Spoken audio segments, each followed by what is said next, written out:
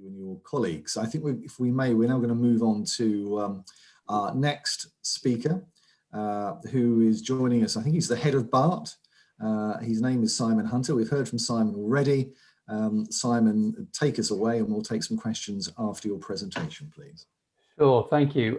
Bear with me one moment. I'll try and get my technology to work first of all. There we go.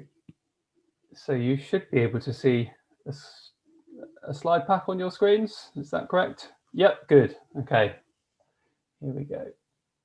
Right, so thank you for inviting me along to your evening. I think it's great that rivers are being spoken about with such passion, and it is clear with the participants. I think there's 73 people here, so that's just wonderful.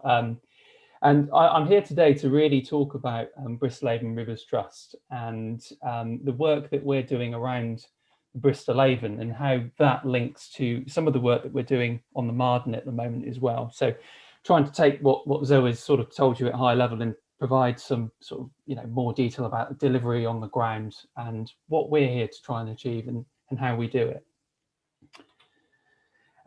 So I'm just going to talk about a little bit about BART, who we are. Some of you may not have come across us before. BART is Bristol Avon Rivers Trust. And then I'm going to talk about at high level some of the issues, impacting water quality on the Marden, and specifically linking this to the Water Framework Directive that Zoe introduced in her slide pack.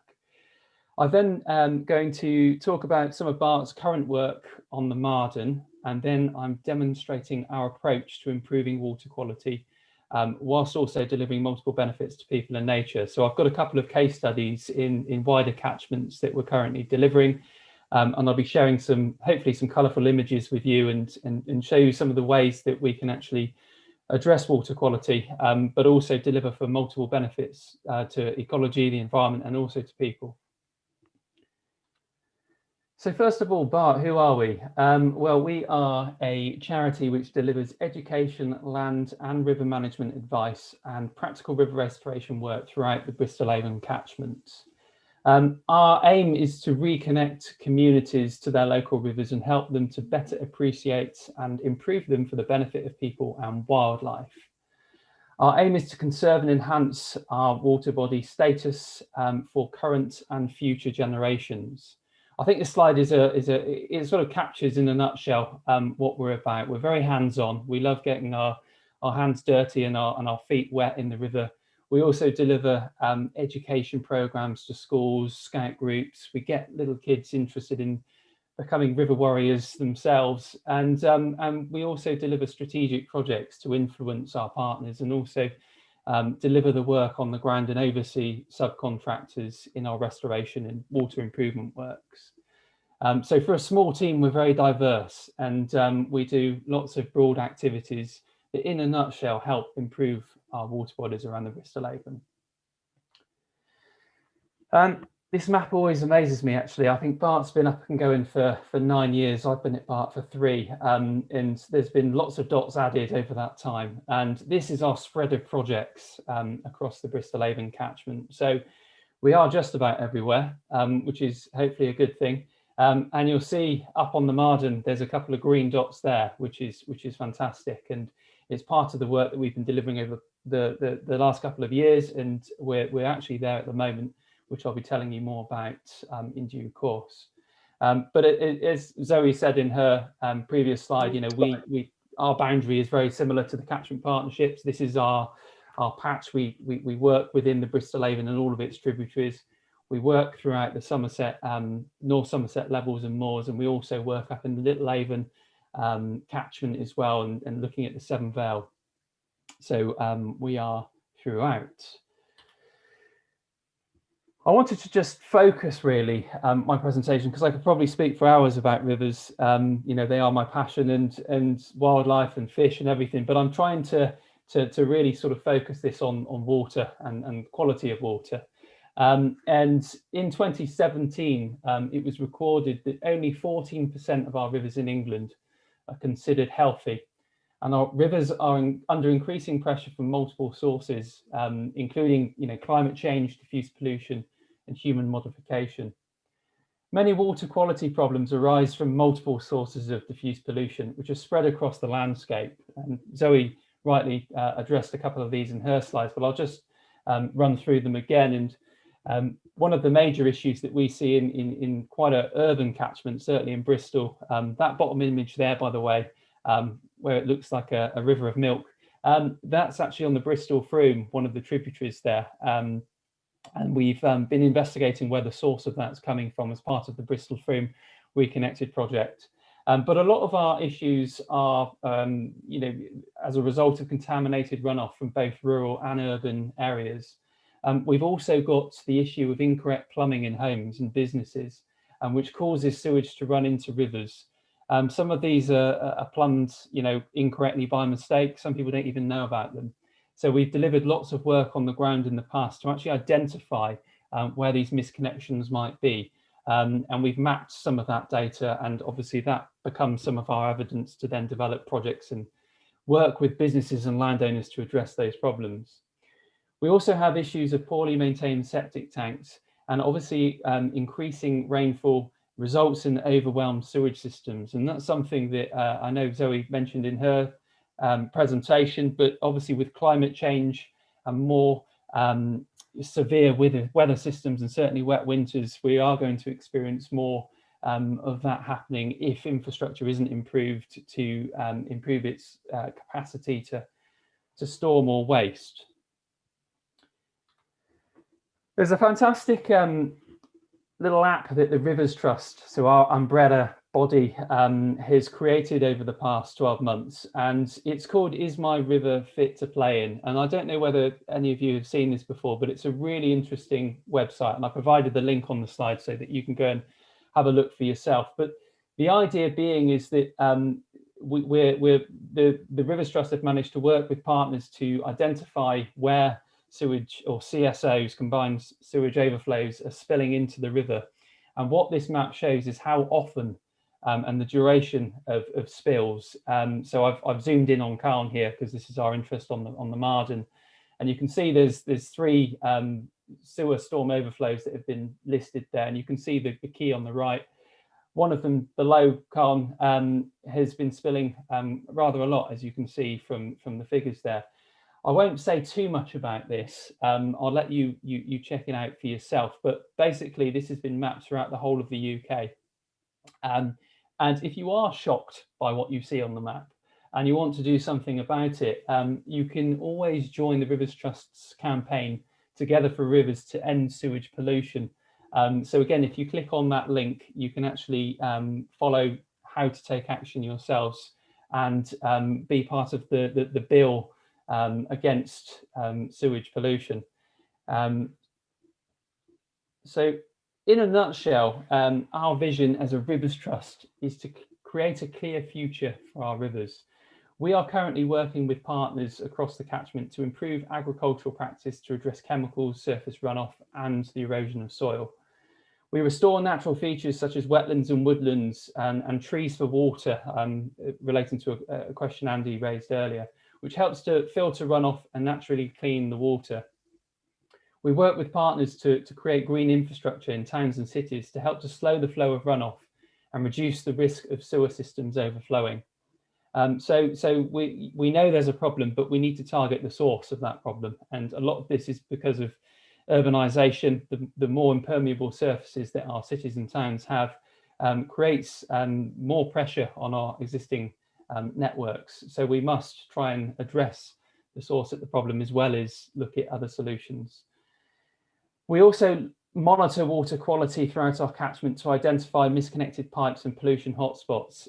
We also carry out a riverfly monitoring training to train up volunteers that take on sites around our catchment and monitor invertebrate data each month to share with the Riverfly Partnership, which in turn really shows whether there's a water quality issue or not, and we can build up long-term trends and analyse our sites over time. We also deliver a lot of work raising awareness in the local community, and our Water Blitz project is a key project in our calendar that engages with hundreds of citizen science a year Many of you have probably been volunteers, and thank you so much for your support to date, but we are running this again this summer, and hopefully linked to COVID recovery, more of us can take part in this event. And it basically is rather simple. There's a blurred image just above that shows someone taking a little water sample, exactly what you do. And we have this little kit that we send out to volunteers that takes readings from each water sample. So we look at phosphates and nitrates, and it gives us this really nice high level package of data that shows where our problem areas might be and highlights areas for further investigation. We've also been busy over the last couple of months creating a visualization tool to better demonstrate our large data sets that we collect. So we're quite excited about releasing it, I believe, at the end of this week on our website. So keep a look out on our social media on our website, and you'll be able to see this big mapping facility that we have for supporting our water blitz data sets. So I'm going to jump into the Marden now and basically link everything that I've just said, but try and focus a little bit on the Marden.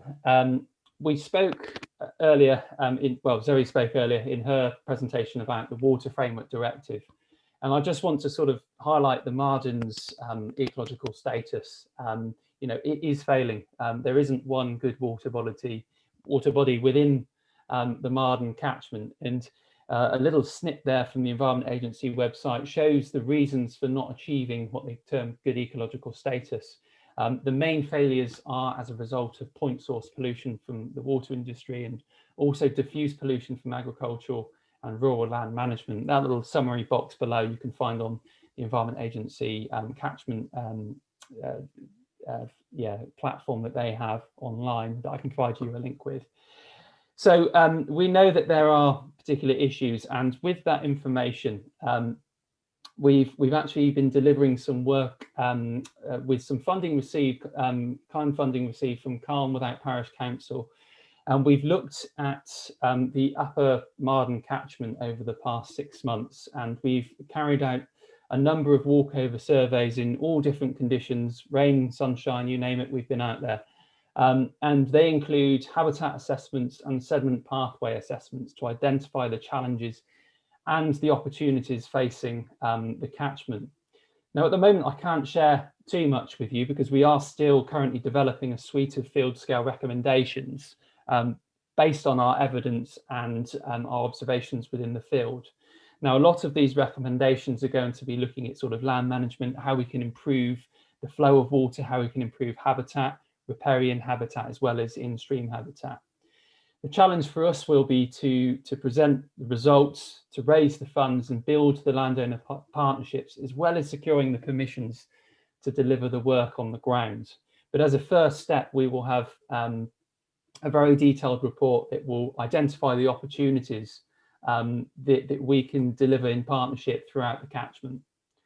Later this year, BART will also be undertaking water quality sampling at various locations on the catchment. We'll be looking at sort of nitrates and phosphates, but we'll also be looking at dissolved oxygen and other bacterial readings such as E. coli, ammonia, and enterococci as well. Sorry, that's always a tough one to pronounce, especially at 8 o'clock on a Tuesday evening. So we've got lots going on there, and that will help to build, again, our evidence base for the catchment. And I'll move on to my next slide. I want to basically spend a little bit of time looking at nature-based solutions, and this comes on the back of some of our findings in the upper catchment. We know the catchment is incredibly, is agricultural in its upper catchment. There's a lot of things that we found, and there's lots of similarities in the Marden with some of the other catchments that we're currently working on. And I've provided a couple of images on this slide, and I've got some further details in other slides of schemes where we're working with natural processes. So termed nature-based solutions. And with these sort of soft engineered solutions, we can also benefit other things as well as water quality. By working with natural processes, we can actually create more diverse riverscapes. We can improve riparian and in-stream habitat. We can provide better quality supporting habitat for our wildlife. We can also attenuate peak flows that could reduce flooding to local infrastructure. Now, around this screen, you'll see that there's an array of different things that some of you may recognise and some of you may not. They're very simple interventions, and they are in target areas within the catchments that we're working in. In the top left, we've got what we call an infield bund and a scrape, and it's a really simple intervention that's designed in the right place to capture water, just to slow the flow of surface water. It allows sediment to drop out into it, and then the water percolates through the bund slowly and then enters the watercourse behind it. So it A, purifies the water, and B, helps to slow the flow downstream. The second image in the middle is a big planting scheme that we've just delivered in the Winford Brook catchment. And this is on one of our target areas. So we've delivered a big modelling package in the Winford Brook. We've identified, as I said, the target areas within the catchment where slowing the flow is best focused. And then we've built up a plan with one particular landowner to target the main flow pathways within that field. So you can see it's an agricultural paddock. He has hundreds of cattle that he rotates through pasture. We've actually managed to agree a scheme where we actually fence off sections and create wetted woodlands to slow the flow of water, but also to join up habitat. And I mean, you can see from that picture, without the trees we've planted, it is rather barren. Moving to the next feature, we've got tree planting combined with attenuation features, a series of little attenuation ponds. And I've got a video that I hope to share with you later on this evening where I can show you some sort of drone footage, if it works, of this scheme in action. And then bottom left, we've got what we call leaky dams or leaky barriers. And these are really simple but effective structures that if you position them in the right place in some of the steeper headwaters of catchments, they can actually help to slow the flow of water. Again, they function as normal so that water passes through at normal to average flow conditions without being backed up. But during medium to high flow events, the water backs up behind the dam. It then spills out into the floodplain where you've got features like I've mentioned before with your bunds and your attenuation features. And the water is stored there and it's slowed down through the system. So we're actually allowing the water to reconnect with its existing floodplain, slow through the system before it then enters the channel downstream. So an accumulation of lots of little interventions like this throughout a catchment could benefit not just water quality, but the wider things that I've mentioned on this slide as well at the bottom there. So nature-based solutions, here are a few of the schemes that we've developed recently. And if I just touch on the one in the bottom right-hand corner there, it's, again, this is in the Winford Brook, where we're working with an individual landowner. You can see from, you know, the imagery there, there's some really well-connected and great primary woodlands just upstream, but then it becomes very intensified.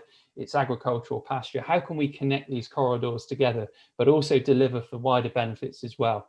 And in this instance, what we've done is we've developed a package of works with this landowner that not only plants trees in the right place along the riparian corridor to improve that connectivity, we've also looked at installing interventions that allow the floodplain to become reconnected. So where the channel has been incised in the past and land drainage has prevented it from spreading, can we actually reverse that? And can we work in certain places with landowners to reconnect those wet areas? And this landowner, again, without a carrot, because we have no carrot to dangle, for the goodwill of doing something good, has decided to give up a bit of land for water. And I think it's a magnificent little project that we'll be delivering later this year. And the great thing about this little project is that we get our local volunteer groups out and about to deliver it on the ground. So we've got a couple of images there on the left where I think, you know, during COVID, we had a call for volunteers and we had to really restrict numbers.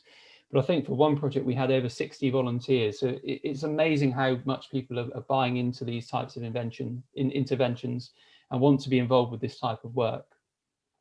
Above on the left is actually linked to the slide previous. This was the planting plan that we've developed with that particular landowner. Now, in an ideal world, in terms of natural flood management, our model spat out results to say, would it all, you know, create woodland across the whole thing? And obviously there is a compromise, and it goes back to Andy's question earlier. So what we've done is we've designed specific field scale interventions that work not just for the landowner, but also for the functioning of the water and catchment. Looking a little bit more detail, this is one of the schemes that we've delivered in Winford, and these are one of the plans really. So again, we use evidence and data. We use LiDAR data to basically show where our flow pathways are within the catchment. And from this, we know where water heads into the river, and we can actually design interventions very carefully to store the water in the right places. Now, this example is showing you how we've created online storage using woody debris. We've reconnected the floodplain and we've retained water on the floodplain with a large bunded scrape at the bottom of the field there. Now, what was happening before is this surface water would fly off the hills. The river itself was incredibly flashy, so it was prone to becoming very fluctuated during high flows. It was incised, so it didn't necessarily connect very well with its floodplain, and that water flew downstream. It washed away lots of sediment from a footpath downstream, bringing foreign materials into the natural river system. And it was actually blocking some of the culverts, which again was increasing demand on the local authority in terms of sorting that out. So we've actually designed a system that again attributes to storing some of the flow, but we've also looked at the sediment aspect and water quality aspect as well, and designed something that will deliver for multiple benefits. So in a nutshell, this approach contributes towards improving water quality, reducing sediment delivery, and towards attenuation of high flows in response to high rainfall events. One of the other things that is really important, and from our findings, certainly in the Marden, is certainly the lack of buffer strip next to the rivers. And there's been some really interesting research delivered by the Environment Agency earlier this year. It provides a set of data that demonstrates that wooded and engineered buffers within the riparian zone can actually benefit lots of different things, including diffuse pollution control, carbon retention, and geomorphic and flood management benefits. And interestingly, it's an approach that we're taking on the Chew Valley at the moment, and we're working with landowners to basically take this approach where it's not just planting trees, but it's actually creating what we call a 3D buffer. So how can we work with landowners to give up unproductive parts of river that look a bit of a mess, hold lots of water, become heavily poached with livestock? How can we take that and turn it into something that's better for the environment, that will hold back some of the flow, that will hold back some of the sediment? And by putting in little scrapes, little bunded features, scrubby vegetation, as well as trees, we begin to create this three-dimensional buffer strip, which you can see in the top left-hand corner there. An added benefit of trees alongside rivers is also the ability to stabilize riverbanks. They also help to manage and regulate stream temperature and help to improve aquatic habitats. Now, all linked to climate change, these are really important things going forward. With more extreme weather conditions, more dry and hot summers, vegetation is very important along our riparian strips, and buffers provide that multiple benefit. So I'm going to try now to share this video with me. You'll have to bear with me because this is, I think I'm going to have to stop sharing this screen, but I'd like to share this with you if I can.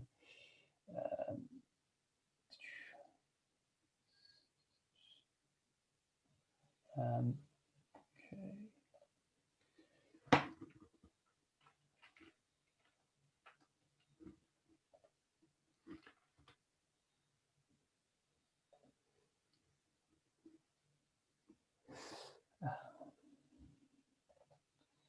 Hopefully you can see this page now, the BART website. I'm just going to play this little video. This is one of the schemes that I was mentioning earlier, and we've got some drone footage of how it looks now during the winter months. So let me just play this one for you.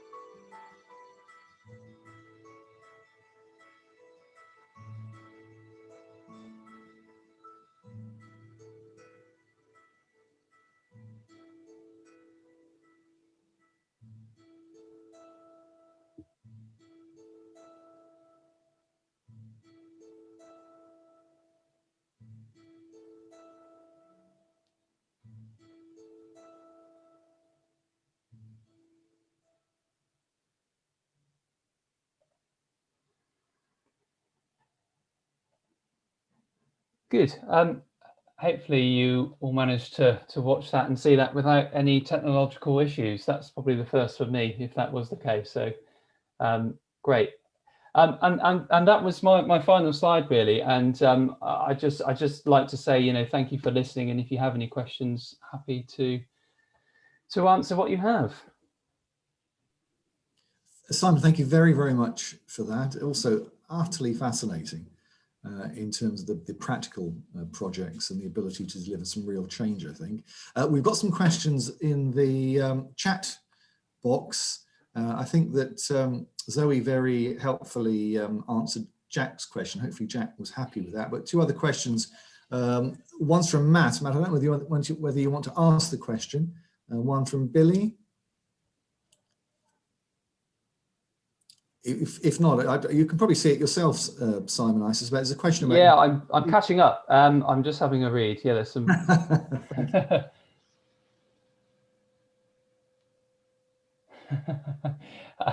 I think it was Matt there, invasive species. So I'm just going across that one. I haven't all mentioned at all. Himalayan balsam. Yes, we have picked up on that, Matt, and we have included those sort of elements within our survey work. So we have recorded Himalayan balsam. Now, as part of our recommendations, we have suggested that balsam bashes would be effective, and we've tried to highlight where those would be most sort of effective within the catchment as well. Now, at BART, we also run balsam bashes with volunteer groups throughout the summer, and there are patches. I haven't delivered the surveys myself, so I can't tell you any more in terms of its location, but I do know it has been incorporated within our recommendations.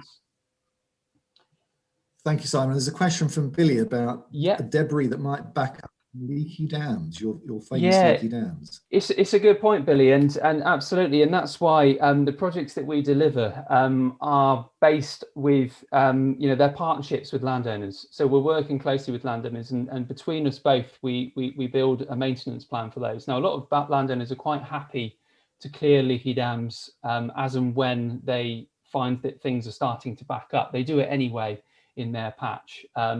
So we've managed to build that into our plans, and really a lot of our landowners are doing that for us. Whenever we're around and we're monitoring, we also pull out materials from those leaky dams. Now, in terms of fish passage, Billy, we wouldn't put leaky dams in places where we know it's important spawning ground for fish. They are targeted. They're in areas where, certainly the Windford Brook, there are several very large structures and culverts downstream of the areas that we've been looking at. So they are strategically positioned to not impede fish passage. They are, however, as I said before, in summer low flows and average flow conditions, they do have a gap underneath, usually around sort of 300 to 400 mil, so that there is free passage. So if you're maintaining them, there should be a steady flow of water and continued passage for all species. Okay, thanks for that, Simon. That's fine. Thanks. And Simon, we've got a couple of beaver questions, one from Sue and one from Andy, as to whether we can introduce beavers to the Avon catchment, whether that's something that's crossed your mind. Well, it is in discussion with a lot of stakeholders at the moment. I think from our perspective, beavers need to come with a large management plan. The habitat that I've mentioned is missing. Beavers require so things like trees and riparian, vegetation. They're all things that we need to think about before releasing beavers onto catchments where that isn't already in place. So I think there might be catchments that are better fitted for beavers, but in terms of our surveys and what we've found, I think buffer strip creation is a first step, and we need to create a management plan that incorporate trees before we introduce a species that enjoys mature trees and creates geomorphological change that way. So it is a discussion. I know the Wildlife Trust are leading on a lot of that work, so I can't speak on their behalf, but I'm not too sure whether there's an opportunity on the Marden or not. But from my perspective, I'd love to see a proper management strategy for each catchment before agreeing to saying yes to beavers. Thank you, Simon. And there's also a question from Andy in terms of and then we'll come to Bruce. But Andy, in terms of, do sediment traps need emptying from time to time? Yeah, sure. Well, the sediment traps, so the things like the attenuation features, yes, they will likely need emptying now and again, depending on the sediment load. Now, a lot of the sediment sort of settles out, and again, we're working with landowners with that. Is very simple. They've got a tractor and a bucket, and they tend to just empty when needed, really. The little features that we've got are quite small, so it's not an arduous process. But again, there could be opportunities for ongoing maintenance for this type of thing. Now, the way that a lot of these schemes are piloted, we don't have a mechanism to fund maintenance. And in my view, is part of the Rivers Trust movement, I think things like trees and nature-based solutions, they need to be built in with maintenance plans to ensure that investment is actually continued into the future. And these schemes function long term. So there needs to be some form of agreement and mechanism in place to be able to support that maintenance. It's just as crucial as the implementation, in my view. But we're not quite there yet. And things like elms on the horizon could be that. So the environment plan and the way that the system is, the agricultural system is moving now, it could open up opportunities. I've got my fingers crossed, but I think it really does need to reward the landowner for the good things that they're doing, and also that ongoing maintenance that it may produce. Thank you, Simon. Bruce, do you have a question? Yeah, I was just wondering, you did touch upon fish.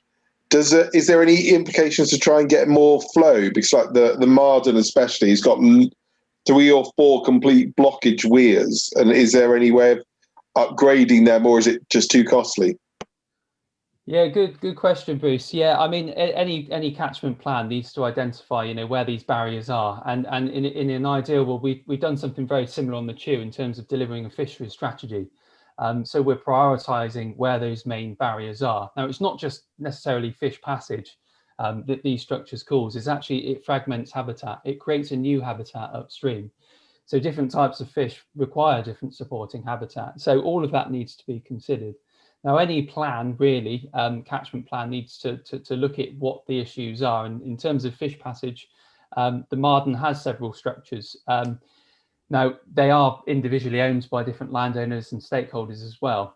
In an ideal world, from a fisher's point of view, all of those structures would be removed and you'll have that free movement. But from a practical sense, it's not always the best fitted scenario. So I agree, there are issues throughout the catchment, Bruce, that impede fish passage. And if there is wider support for fisheries work within the catchment, the stakeholders would need to be pulled together to devise such a plan to address individual structures.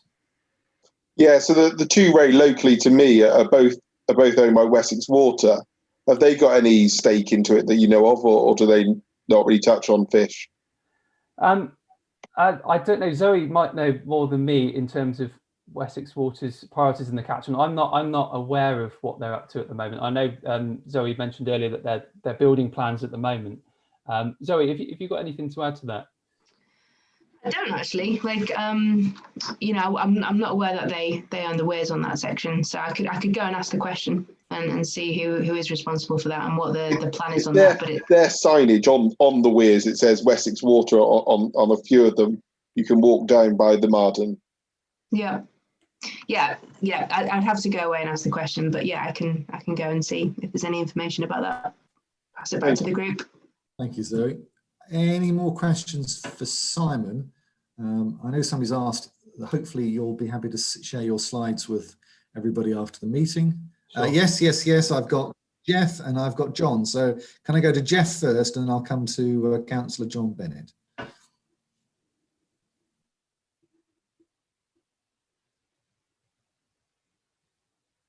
Come on. Hi, can you hear me? Hi, Jeff. Yes. Hi, Jeff from Windrush Against Sewage Pollution, the other side of the hill from you guys. You mentioned earlier the admirable Is My River Fit? It's a great resource. I use it often for all sorts of reasons, but remember everybody, it is 14 months out of date. I've received about 6 hours ago data from Thames Water, it's EDM data, for over 450 assets, and the spill rates are 60% up on those from the previous year. I'm waiting for Wessex Water data, but things are not improving. I don't like to be the harbinger of doom, but it's not good, I'm afraid. And that's basically it. Windrush against Thank you. Windrush Against Sewage Pollution, it's a group of retirees, much like myself. We are constantly fighting Thames Water in our region, the Environment Agency, and we've got contacts in Ofwat, and we are trying to spread the message across all sorts of catchments, and we are fairly successful in that way. And it's lovely to see you guys. I have contacts in Bristol, and it's been a really great evening, but it's not going well at the moment where spills are concerned. We have a local treatment works which was spilling for 22 consecutive days with no rainfall. All right, thank you. Which Joe. is illegal, which is technically illegal. Anyway, that's me done.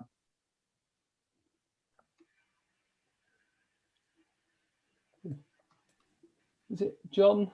Yeah. John. Hi, Simon. Hi, how are you doing? Thank you again.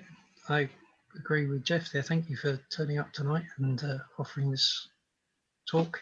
I've got a couple of things really.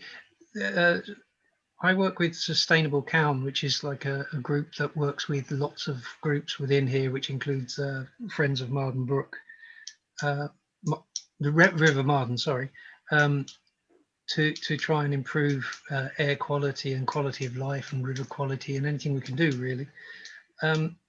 Do you offer advice if we start on a project? We have a project in mind that we're sort of working our way through at the moment. It's next to a brook that feeds into the Marden. Would you, if we came to you and said, well, look, this is our plan, what do you think? Would you be willing to sort of cast your eyes over it and yeah, sure. John, I mean, John, yeah, you should have my email address in the slide, so I'd be more than happy to have a look. So yeah, just drop me an email or get in touch. That would be okay. That'd be fine. And the other thing is a bit of a question, really. It's there, as was mentioned, there are several structures on the Marden, and it would be interesting to have them taken down, or maybe something happen to them. But I was just wondering, do these structures actually help in, for example, stopping invasive species working their way up rivers? I'm thinking like American crawfish and stuff like that.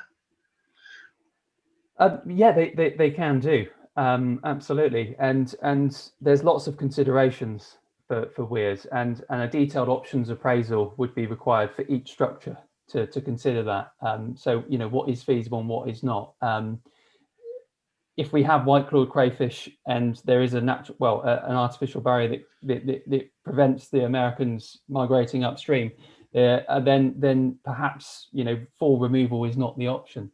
So again, I can't talk on specifics about structures in the Marden, but what I can say is that collectively there should be a catchment sort of strategy for each structure, so that an options appraisal is taken and all are considered together, so that you can then prioritize which ones to address first. Obviously, that would require buy-in and stakeholder support, and work is very well. It's not necessarily cheap work, but if there are structures that are redundant and they're no longer functioning, and they're uneconomic assets, then perhaps there is an option to address.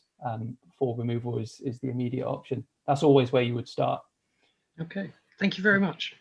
Thank you very much, John. And Simon, I think we're just rounding up the evening. One last question.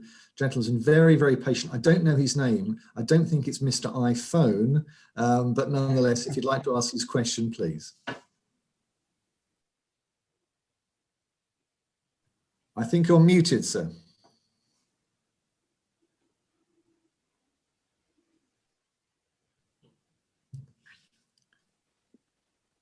I live near the Marden, and the question really is to Simon, does the River Trust give any comments on local development? For instance, Wiltshire Council proposed to turn agricultural land, which is adjacent to the Marden, into housing development, which will include roads and a considerable number of houses. At the moment, I'm very familiar with this land, and it holds a tremendous amount of water. It's just a big sponge. And once it's covered in tar macadam and house roofs, that water is going to go somewhere, and it's going to go into the Marden, which is about 50 metres away. Does the River Trust actually give any comments to Wiltshire Council on their proposed developments? Yeah, good question. I mean, we do, and I guess we link up with the catchment partnership for this type of thing as well. And Zoe can probably add further detail here. But for us being a small trust, I mean, there's hundreds of different consultations out there across our catchment. So we tend to try and focus on the ones where we're working and we know lots about. But that's not to say we wouldn't work with the catchment partnership to address those comments. So Zoe, I don't know if you want to jump in and add anything there. Yeah, I mean, I think there's an ongoing challenge with how do we use the resource that we've got to try and influence future developments and work with the councils. And I think we haven't got as strong a relationship with Wiltshire Council as we do with the West of England Authority councils. I think that's largely due to Wiltshire Council's focus. When they look at the challenges with water, they're very much focused more towards the Hampshire Avon because of the high regulation and legislation on that river compared to the Bristol Avon. But we are trying to work with Wiltshire Council more, and I think the routes in could be through the kind of, I think Wiltshire Council are doing a green infrastructure strategy, and they're going to have to consider biodiversity net gain and all the other kind of legislation that will come through from the Environment Bill when that's passed. So I think that is actually our opportunity to try and open the door a bit more with Wiltshire Council and say, well, look, with new future developments, especially close to the river, and you know, what can we do? And I think there was a document sent around about Salisbury and how they were trying to embed the river and more sustainable management next to that. And I think I'd like to see Wiltshire Council rolling out that approach in all of the developments. And, you know, that's what we'd be advocating for and pushing for. But it's hard to comment on specific sites across the whole catchment because we just don't have the resource and capacity to do that. So we try and work more from the top and embed principles that would then be fed into all developments, if that makes sense. Otherwise, we struggle to respond to the main consultations that are out because there's so many of them, and we have so many unitary authorities in the same catchment. So when they all decide to review the local plan at the same time, it eats into a lot of time. I hope that helps to answer a little bit, but it's an ongoing challenge and an issue that we are facing, and it's any collaboration with Wiltshire Council will be greatly kind of welcome from our perspective. Thank you very much, Zoe. Thank you for that. And the HIF stroke, the future Chippenham issue had to be part of this conversation. It would find its way through undoubtedly. I'm going to thank everybody for their participation. I'm going to ask Robert McNaughton just to update us on where we are with things like the River Marden Day, and then I'm going to wish you a good evening. So Robert, just to round us off, please. And I'm going to pass on to Nikki after I've said a few words, Ian. Hey, just this very, very interesting information about rivers. My head's spinning a bit. But what's clear is that from the point of view of the Friends of the Marden Valley, we're here to cherish and to celebrate the Marden and the Marden Valley. So on September the 25th, which is Saturday, the day before World Rivers Day, we're going to have a River Valley Festival, which the details will emerge bit by bit as we go down towards September. So I hope at a later time I can give you more details about that. And Nikki, it's over to you. I think you're on mute, Nikki. Oh, God, it always catches you out. Thank you. I'll be very, very brief. Just thank you very much to Robert, first of all, for his help in setting up this event. And we're very pleased to continue this collaboration with Friends of the Marden Valley, and to Ian for his chairing.